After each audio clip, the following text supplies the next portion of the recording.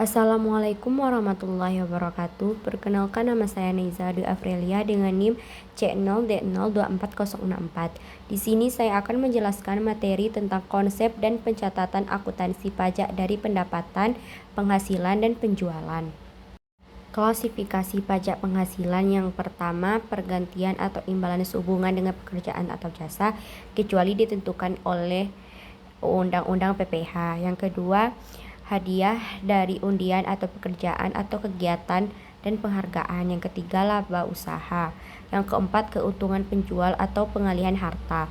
Yang kelima, penerimaan kembali pajak yang semula telah dibebankan sebagai biaya. Yang keenam, bunga termasuk premium, diskonto, dan jaminan karena pengembalian utang.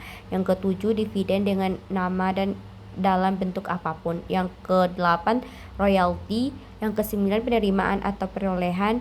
Yang ke-10, keuntungan karena pembebasan utang. Dan yang terakhir, keuntungan karena selisih kurs mata uang asing. Penghasilan yang termasuk objek pajak: yang pertama, gaji, upah, dan tunjangan dari hubungan kerja. Yang kedua, bonus, honorarium, dan klasifikasi yang diterima karyawan. Yang ketiga, laba usaha atau bisnis seperti usaha toko, kuliner, atau jasa. Yang keempat, penghasilan dari pekerjaan bebas seperti dokter, pengacara, konsultan, atau notaris. Yang kelima, sewa harta selain tanah atau bangunan. Yang keenam, royalti atas pengguna hak cipta atau karya intelektual. Yang ketujuh, keuntungan dari penjualan harta selain tanah atau bangunan. Yang terakhir, penghasilan dari luar negeri. Penghasilan bukan objek pajak: yang pertama, bunga deposito dan tabungan. Yang kedua, sewa tanah atau bangunan. Yang ketiga, omset usaha UMKM yang dikenakan tarif PPh final. Yang keempat, penjualan saham di bursa efek. Yang kelima, hadiah undian. Yang terakhir, dividen tertentu yang tidak diinvestasikan kembali. Prosedur pencatatan akuntansi pajak atas transaksi penjualan barang dan jasa. Yang pertama, pencatatan penjualan tunai. Yang kedua, pencatatan penjualan kredit. Yang ketiga, pencatatan PPh 23 jika jasa dan jika pelanggan memotong PPh 23. Dan yang terakhir, pencatatan retur penjualan. Perbedaan pengakuan pendapatan antara komersial dan fiskal.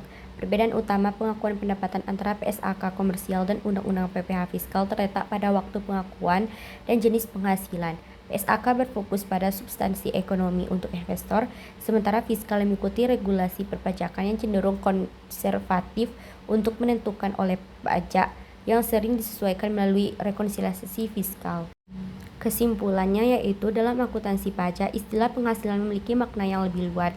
Setiap tambahan kemampuan ekonomi, sementara penjualan biasanya merujuk pada aktivitas utama bisnis, dan pendapatan adalah istilah umum dalam akuntansi komersial.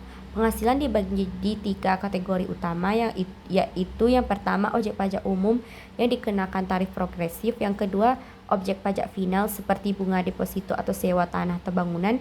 Yang ketiga, bukan objek pajak seperti dividen dengan syarat tertentu atau bantuan atau sumbangan.